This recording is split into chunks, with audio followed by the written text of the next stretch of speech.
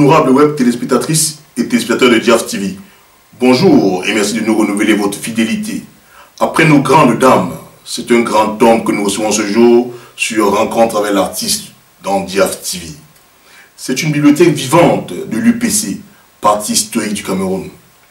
Il est sans exagération un expert à la fois des chiffres, des symboles et des lettres. Ancien élève du lycée général Leclerc, son baccalauréat scientifique en poche, il s'envolera pour la France, où il poursuit des études supérieures de mathématiques. Enseignant de mathématiques pendant près de 45 ans dans les universités et lycées, il a contribué à la formation de la jeunesse camerounaise avec passion. D'ailleurs, le concours de jeunes mathématiciens de Douala, tout autant que la fondation Pierre Crugnot pour la recherche scientifique et technique, lui doivent leur existence. Parce que soucieux de l'apprentissage dans nos langues locales, des sciences, de la philosophie et bien d'autres disciplines universitaires, il a pris sa carte de membre dans l'Association nationale des comités de langue camerounaise que préside le linguiste Maurice Tadadieu. Il est aussi auteur de plusieurs réflexions sur l'éducation au Cameroun et de plus d'une quinzaine de publications scientifiques en France et en Afrique. Professeur Ngoko Priso, puisqu'il s'agit de lui, est bien notre invité ce jour. Chers web téléspectatrices et téléspectateurs de Diaf TV, je vais dans de ce pas les retrouver de l'autre côté du plateau. A tout de suite.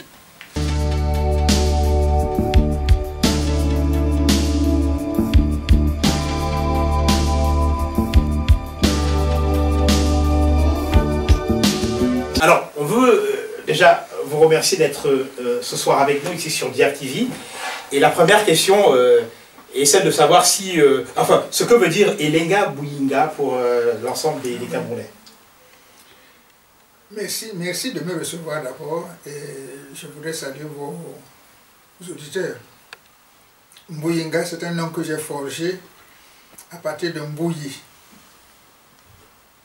Alors, Mbouyi, c'était un collaborateur, enfin un camarade de Patrice Lumumba au Congo, qui a été assassiné en 1960 au Kasaï par les partisans de Kalonji.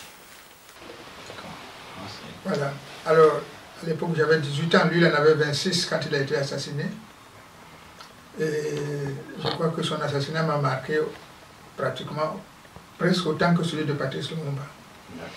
Donc, quand il a fallu choisir des noms de notre propre clandestinité, j'ai voulu honorer Mbouyi. Il s'appelait Joseph Mbouyi. Et donc, j'ai pris Mbuyinga. Et Elenga Alors, Elenga est venu après, parce que Elengue en lingala, ça signifie un peu jeune. D'accord. Voilà. Donc, je crois que je me positionnais comme jeune Mbouyi, en quelque sorte. D'accord. Bon, on vous connaît aussi comme enseignant. Vous avez notamment publié des œuvres scientifiques reconnues. On peut parler notamment de votre opuscule Tribalisme et problèmes nationaux en Afrique noire, le cas du Cameroun, publié chez l'Harmattan en 1989. Justement, est-ce que, si on revient, avant d'entrer dans le vif du sujet avec notamment l'UPC, est-ce que vous pensez que réellement ce livre a eu un écho favorable au Cameroun? Parce que bon, c'est un pays quand même qui est très tribaliste. Alors, la réponse est peut-être kiff, parce que je sais que Marcin Towa a fait un séminaire à Yaoundé, à l'université de Yaoundé, où il y avait apparemment une vingtaine de personnes, d'enseignants. Et je connais des gens qui ont été à ce séminaire sur le bouquin. D'accord. Bon, je connais très bien le professeur Mbele, qui est à l'école normale supérieure, je crois, au département de philo. J'en connais d'autres, bon, mais que je ne vais peut-être pas citer ici. Donc, je crois que les gens ont lu le livre, beaucoup de gens ont lu le livre, mais les débats dessus, apparemment, on les évitait. D'accord. Voilà. Alors, justement, on peut entrer, n'est-ce pas, dans le vif du sujet, c'est-à-dire l'UPC, vous qui êtes, n'est-ce pas, dans l'UPC non gouvernemental, parce qu'il faut le préciser quand même, parce que l'UPC s'est complètement disséqué avec de nombreux mouvements. Alors, pourquoi le choix déjà de l'UPC, c'est-à-dire au départ, le choix originel, et en quelle année votre adhésion dans ce parti? Alors, écoutez, la thèse selon laquelle l'UPC s'est disséqué en plusieurs mouvements, ça serait bien de revenir dessus. Parce que ça passe pour une évidence. Je ne suis pas sûr que ce soit une évidence. Parce que vous ne pouvez pas dire que quelqu'un qui visiblement est du pouvoir, qui est monté par le pouvoir, il fait partie de l'UPC. Si vous dites que l'UPC s'est disséqué en une UPC anti-Kodok, c'est que vous dites que Kodok est de l'UPC. N'est-ce pas? Si on comprend bien que vous... non, il a été exclu de l'UPC en 1959 du vivant de Moumié. D'accord. Parce que du vivant de Moumié, Wadi Eking, je dis bien, bon, Oum venait d'être assassiné. Juste une question, est-ce qu'il n'a jamais été après réintégré à l'UPC? Non, jamais. Donc, en quelque sorte, c'est un usurpateur qui est allé avec l'UPC, c'est-à-dire au pouvoir, il a dit qu'il représentait l'UPC. Tous les Camerounais le savent. Le pouvoir a dit que Kodok représentait l'UPC. C'est ça qu'il faut retenir. C'est pour ça que nous, on n'a jamais admis cette thèse de la dissection de l'UPC en 1000 morceaux. Parce que des gens qui sont dehors, on les considère comme étant dedans. Hein? Et alors, il s'est passé que en 1958, quand Moumié et Lumumba se sont rencontrés à Accra, à la conférence des peuples africains, convoquée par le président Nkrumah, tout de suite, ils se sont vraiment changé les atomes crochus. Et Lumumba a dit aux responsables de l'UPC, il faut venir à Léopoldville. C'est comme ça qu'on appelait Kinshasa à l'époque. Ici, c'est trop loin du Cameroun. Depuis Léopoldville, même à pied, vous pouvez vous retrouver au Cameroun. Donc vous venez là-bas, etc. À l'époque, ceux qui étaient déjà disent même qu'il y avait un projet de proclamer un gouvernement révolutionnaire en exil, à partir de Léopoldville, comme les Algériens. Bon. Mais Lumumba a lancé à toute l'Afrique progressiste le SOS qu'il faut vraiment m'envoyer des cadres, parce qu'à l'époque, vous devez savoir que en 1960, il y avait en tout et pour tout 15 Congolais qui avaient fait une université. 15, pas plus. En près de 100 ans de colonisation belge. Donc Lumumba avait un besoin de cadres. La direction de l'UPC, dont Moumié, Wandje, a décidé que les étudiants UPCistes qui venaient de terminer, qui avaient terminé, devaient aller au Congo pour aider Lumumba.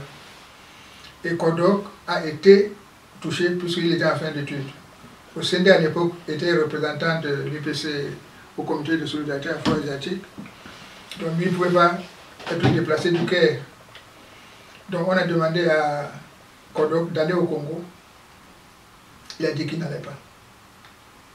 On lui a dit, mais c'est très important pour le parti. Tu serais d'ailleurs, tu es prévu pour être conseiller au cabinet du Premier ministre. Il a dit que lui ne va pas là-bas. Alors, les dirigeants ont dit, mais dans ces conditions, tu n'as plus rien à faire dans cette organisation. Puisque pour un problème aussi important pour l'UPC, tu ne veux même pas suivre la discipline du parti, même pas la discipline. Donc, ils ont transmis le problème à son comité de base. Puisque statutairement, c'est d'abord ton comité de base qui prononce l'exclusion. Cette exclusion a été prononcée, nous sommes en 59. Et dès 60-61, il est rentré au Cameroun pour servir dans le gouvernement d'Aïdjo, dans l'UC. On a créé une direction spéciale pour lui, direction de l'orientation nationale. Il participait à des séminaires de formation des cadres de l'UC. C'était dès 61. Les documents existent pour ça. C'est important de savoir justement parce que il est exclu, n'est-ce pas, de votre parti, hein, l'UPC, et finalement vous êtes condamné par contumace, oui, justement par le gouvernement Aïdjo. Après, oui, après. Donc c'est en quelle année? Après. C'était en quelle année ça Moi c'est 70. Mais Kodok était encore... Il était avec le pouvoir, il était à la barre d'Abidjan. C'est le gouvernement, c'est Aïdjo qui l'a posé là-bas pour travailler. Beaucoup de Camerounais ne sont pas au courant. Il a fait toute sa carrière à la BAD pratiquement. Il est monté, il a gravi tous les échelons jusqu'à être premier vice-président de la BAD. Je voulais faire cette mise au point au sujet de l'UPC, comment dit-on, fragmenté en 1000. Oui, justement. Bon, on peut dire que nos anciens camarades du Manidem, eux, ils étaient UPCistes. Pierre Abanda qui vient de mourir, c'était un UPCiste. En 82, on était au congrès clandestin. Et Abanda avait été élu membre du bureau politique sous le nom de Pius Atemengue, c'était son nom de clandestinité. Bon. Donc c'est pas la même chose que les Côtes d'Or, que les... C'est quoi la différence? On me parle maintenant. La différence c'est qu'eux ils ont lutté. D'accord. Abanda c'est Mais ils partent aussi quand même de l'UPC. Oui, d'accord. Qu'est-ce qui explique que... Oui, après, on va revenir là-dessus. Mais je veux dire que bon, ça ne suffit pas pour qu'on parle de fragmentation de l'UPC. Tout au plus, il y a... Ça en est une quand même, non? Non, ça ne fait pas une fragmentation, quand même. Quand vous dites fragmentation, on voit 1001 morceaux, c'est un concassage en quelque sorte. Ici, les camarades qui ont fait après le Manidem, voilà un groupe, d'accord. C'est tout. Bon, je reviens sur pourquoi l'UPC. Ben, j'appartiens à une génération ou classe d'âge de gens qui ont vécu des événements importants dans leur vie. Et moi, c'est depuis mai 55, j'ai l'impression que j'ai été plus marqué que je ne pensais moi-même. Parce que j'étais au cours moyen, deuxième année, à Loum, entre Mbanga et Konsamba. Dans le Bungo, oui. Voilà, dans le Bungo. Et j'étais à peu près à 3 km de l'école, dans la plantation de mon père et de mes parents. Et je devais sortir de là chaque matin pour aller en ville pour l'école. Alors, comme je ne pouvais pas revenir à midi, j'allais chez ma grand-mère maternelle, qui me faisait toujours à manger et je gardais ça. Donc, à midi, quand je sortais de l'école, j'allais chez elle, je mangeais, puis je revenais.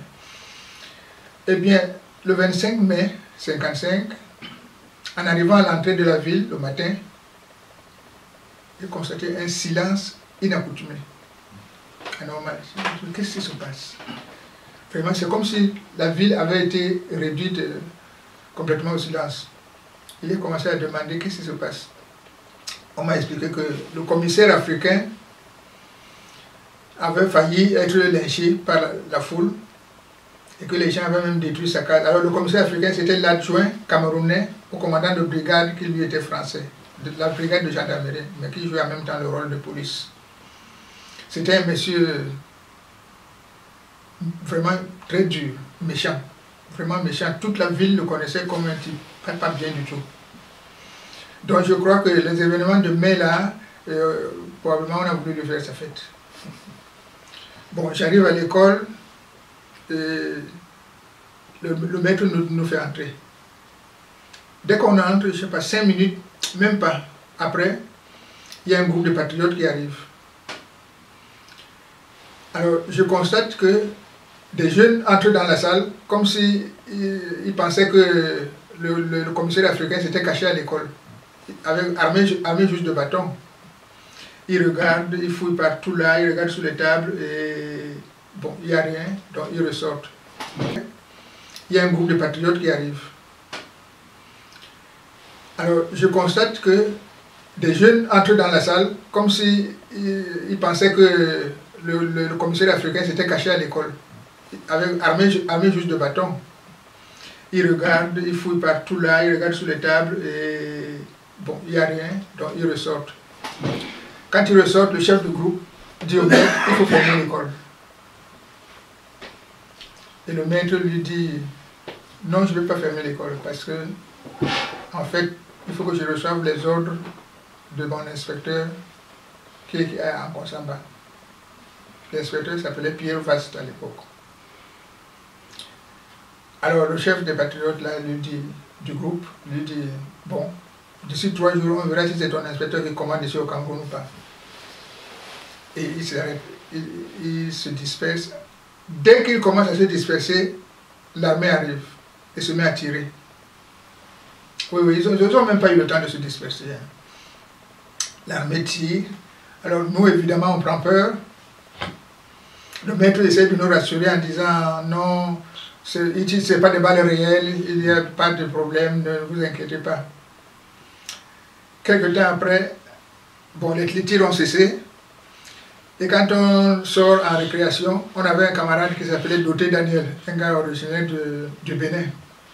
qui était considéré comme un Boma Boy, comme on dit, à l'époque une tête brûlée. Il décide de fouiller toute la cour pour pouvoir trouver une douille. Il trouve effectivement une douille et c'était une vraie balle. Il présente ça au maître. Alors le maître dit, ah, vraiment, je ne croyais pas qu'ils avaient tiré avec des balles réelles. Et 2 minutes après, on voit une petite fille qui devait être au cours élémentaire 1, qui avait été blessée au bras par une balle perdue, quelque chose comme ça. Alors quand on est sorti de classe à midi, l'armée avait bouclé la ville et s'était pointé au carrefour principal de la route Douala-Konsamba et Tombel jusqu'à Yabassi. Les 2 routes se croisent à nous. Donc les gens nous disaient, là-bas, vous ne passez pas. Alors on a contourné le barrage en s'enfonçant dans la brousse pour aller ressortir plus loin. Bon, après à 14h30, il fallait, comment dirais-je, retourner à l'école. Et on dit, il n'y a pas d'école. Cet après-midi, il n'y a pas d'école. Personne ne passe au carrefour là. Parce qu'en plus, l'idée de recommencer par la brousse devenait vraiment dangereuse parce que si on te trouve là-bas, tu te demandes pourquoi tu n'es pas passé par la route. Bon. Alors moi, j'ai emprunté la route. Quand je suis arrivé à côté du barrage de police de l'armée, heureusement, il y avait un papa dont les enfants étaient des copains. Je suis allé chez eux. J'ai dit, où est Papa Bakinen? Il s'appelait Bakinen. On me dit, il est comment on appelle ça? Il est allé faire en mission. Voilà. Mais il va revenir bientôt. Donc tu attends, il va te faire passer le barrage de l'armée. Donc on attend 2h, 3h. Vers 5h30, je vois la nuit approcher. Et Papa Bakinen n'est pas revenu. Je dis, si c'est comme ça, je crois que je vais tenter de passer tout seul le barrage. J'ai pris mon courage à 2 mains. J'ai commencé à marcher vers les 2 soldats de faction, sans les regarder. Je regardais droit devant moi. J'ai passé, ils ne m'ont rien demandé, je ne leur ai rien dit. C'est comme ça que je suis rentré jusqu'à la plantation, à la maison. Alors, ce soir-là, les femmes à la maison ont décidé qu'elles ne dormiraient pas dans la maison. On leur dit, on est déjà en brousse. Donc, si on vous trouve encore dans une deuxième brousse, c'est là que ça va être grave. Ils disent, non, on ne dort pas. Donc, cette nuit-là, on n'a pas dormi à la maison. On est allé dormir dans une grotte. C'était le 25 mai. Alors, ces événements, peut-être qu'ils vont agir sur moi plus que je ne croyais au départ. Parce que, bon, de voir d'abord que parmi les jeunes qui étaient venus fouiller en classe, il y avait des camarades de cours moyen 2. Mais c'est vrai que j'étais au cours moyen 2 avec des camarades qui avaient parfois 16-17 ans. Bon. Peut-être que ça m'a marqué. Et après donc, bon, quand il a fallu commencer à comprendre certaines choses, il n'y avait que l'UPC. Parce que là, c'était en plus dans les années 60, 70, quand on était étudiant. On ne voyait pas comment on pouvait lutter contre le système installé si ça n'était pas par l'UPC. Donc là, vous venez de parler de vos années d'études. J'aimerais vous demander un petit peu comment est né l'UNEC, l'Union nationale des étudiants camerounais, dont vous avez été le dirigeant, et quels sont ses liens avec l'UPC. Ah oui. Alors, l'Union nationale des étudiants du Cameroun, avec un cas à Cameroun, on peut dire qu'elle est née en 1948. Et à l'époque, elle ne portait pas ce nom. Elle s'appelait l'Association des étudiants camerounais en France. Elle a été, parmi les fondateurs, il y a 2 noms qui sont restés dans l'histoire. Les docteurs, ils étaient docteurs tous les 2, Bébé Idi et Zogomassi. Bon, C'est parmi les fondateurs dont on a retrouvé le nom. Le premier président, c'était Bébé Idi, je crois. Alors, ça c'est 48, ça, après la guerre, parce que c'était en plus, ils avaient été, comment dit-on, volontaires, engagés volontaires, voilà. Donc après la guerre, ils ont décidé d'entamer leurs études de médecine. Alors en 1956, quand la loi cadre a été imposée au Cameroun, le président à l'époque c'était Victor Kanga, un ancien ministre décédé depuis. Alors le Congrès a décidé que comme le Cameroun était maintenant un État, l'association des étudiants camerounais qui avait remplacé l'association des étudiants camerounais en France pour inclure les étudiants de Grande-Bretagne et tout ça, devait aussi être maintenant une union nationale d'étudiants. Donc c'est devenu l'Union nationale des étudiants du Cameroun, mais avec CA, MEE, etc. Et puis au congrès de 58, donc de l'UNEC, les étudiants de Grande-Bretagne sont arrivés, il y avait Fonlon Bernard, il y avait d'autres. À cette époque-là même, Dorothée Ndiema était parmi les leaders des étudiants camerounais en Grande-Bretagne. Bon, je vais me rappeler peut-être de son nom de jeune fille à l'époque. Alors ils sont venus, ils ont dit, pour marquer vraiment que les étudiants sont pour la réunification, il faut qu'on revienne à l'orthographe d'avant la division du pays. C'est eux qui ont imposé ce nom-là. Alors les francophones ont dit, bah, si c'est vous qui apportez une si bonne idée, nous on est d'accord. Et c'est comme ça que l'Union nationale des étudiants du Cameroun est devenue l'Union nationale des étudiants du Cameroun, mais avec K-A-M-E-R-U-N, cette fois, en 58. Parce que les gens disent parfois que c'est pour imiter l'UPC, c'est pour suivre l'UPC, mais ce n'est pas vrai. Voilà ce qui s'est passé au congrès de 58. Donc c'est depuis 58 que c'est l'UNEC. Alors c'est vrai que à partir de là, 59, 60 notamment, au congrès de décembre 60, il y a eu vraiment une espèce de virage. Parce que le congrès a adopté une résolution sur le front uni. Après l'assassinat de Moumié, il ne faut pas oublier que c'est en 60, novembre 60.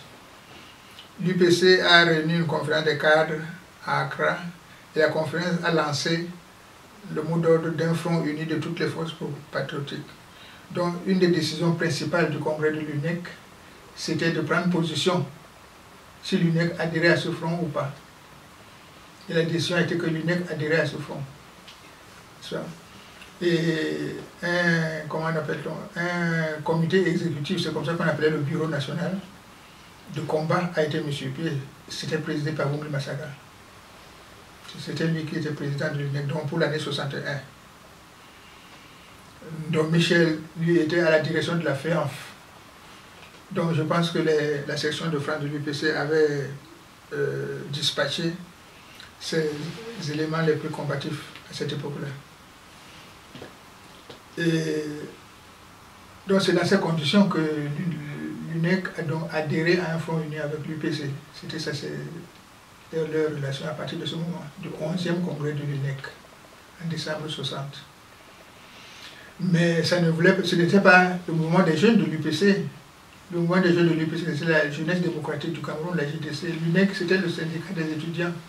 Mais où il y avait tous les étudiants, on pouvait être du lycée et être dedans, on pouvait ne pas être d'un parti quelconque et être dedans. C'était d'ailleurs le cas, beaucoup d'étudiants n'étaient pas UPCistes. Il est vrai que on a souvent précisé que le président du RDPC, lui, quand il était étudiant, il n'a jamais mis les pieds à l'UNEC. Bien qu'il ait fait courir le bruit à un moment, en 83, que c'était un ancien UPCiste et tout, il n'a même pas été à l'UNEC. Ne parlons pas de l'UPC. Voilà. Alors nous, on a été à l'UNEC à partir de 62, à partir de notre arrivée en France. Et c'est au congrès de 69, et moi j'ai été élu président de l'UNEC dans un comité exécutif où il y avait beaucoup de camarades, Makit, Bakam Batomé, Jean-Jacques Kindi, et d'autres. Mbappé de Fou, Fotso Djimou. 2 ans avant, il y avait une tentative de l'UC, du pouvoir, de s'emparer de la direction de l'UNEC. N'est-ce pas? Et ils avaient monté une équipe au ministère à Yaoundé. Curieusement, à cette date-là, le secrétaire général du Minéduc, c'est le président actuel du RDPC. Donc, le coup avait été monté en 1966, avait été monté avec le ministre Eteki, etc. Et ils avaient lancé le slogan de UNEC Renouveau. Il faut qu'il y ait le renouveau à l'UNEC. Pourquoi fallait-il le renouveau? Parce que, disait-il, l'influence des étudiants UPCistes est trop forte à l'UNEC. Ça ne peut pas continuer comme ça. Donc ils ont monté tout un coup. Il y avait un quatuor de choc qui devait conduire l'opération. Ouna René, bon, il est décédé. Georges Ngango, Aussi. lui aussi. Milone Stanislas, aussi. Et puis Poumou, qui lui, je ne sais pas ce qu'il est devenu. Oui, bon, c'était le quatuor qui venait. Alors, tel que les élections se passaient pour le comité exécutif de l'UNEC, le comité exécutif sortant devait valider les listes et puis les envoyer aux sections. Parce que l'élection avait lieu à la base, chaque étudiant votait. Et tous les votes étaient envoyés à Paris en posture restante. Et c'est le Congrès qui allait prendre ces votes. Comme ça, s'il y avait un contentieux électoral, le Congrès le résolvait directement. Alors, leur liste a été invalidée par le comité sortant. Donc, c'est pour dire que Pour quelles raisons les listes ont été invalidées, non? Non, elle a été invalidée parce qu'on considérait qu'il n'était pas conforme aux décisions des congrès antérieurs, notamment la décision du Front Uni dont j'ai parlé là. Ce congrès a duré 1 semaine. Les étudiants, vous savez ce que c'est. Quand ils se mettent à débattre, on a fait un congrès du 24 décembre au 31. Oui, parce que la question était vraiment importante. Parce que c'était une question de l'orientation de l'Union étudiante elle-même. Puisqu'il ne faut pas oublier que 1966, c'est l'année où elle a assassiné Ousseini Dafana. Donc vouloir prendre la direction de l'UNEC, c'était aussi en fait faire taire tout le monde cette fois. Il se disait que c'est le moment ou jamais de faire un grand coup, pour que tous ceux qui nous embêtent se taisent. Voilà. Donc est-ce que c'est à cette période-là que tu as été dirigeant de l'UNEC? C'est au congrès de 69 que nous avons été élus au comité exécutif. Moi j'étais président. Et puis on a été réélus au congrès de 70. La même équipe. Parce qu'entre-temps, Jean-Jacques avait été arrêté. Il était détenu à Batouri, détention administrative, alors que nous avons été traduits devant le tribunal militaire et que lui, il avait eu 1 an avec sursis pendant 3 ans et une amende de 100 000 francs que son père a payé. Donc, normalement, on devait le relâcher. Mais Fauchivé et son bras droit Mouyakan ont dit, nous ne sommes justement pas d'accord avec ce verdict. Voilà, donc moi j'avais eu 5 ans ferme par contumace. Pendant que vous étiez à Paris? J'étais ici, oui. Comment l'UPC s'est organisé après l'assassinat d'Ernest Ouandié, on va dire, par la France en Suisse? Alors après 71, enfin janvier 71, on n'était plus très nombreux. Hein. Il n'y avait pas grand monde pour dire vraiment l'UPC c'est notre affaire.